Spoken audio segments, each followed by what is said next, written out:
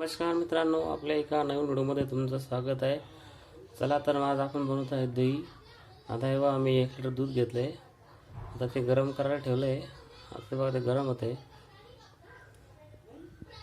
आता आपण 1 लिटर दूध गरम करून थोडं कोमट केलं आहे आणि एक खाली भांडे घेतलं आहे. आपण त्याच्यामध्ये दही लावणार. आता हे बघा दही आहे इकडं.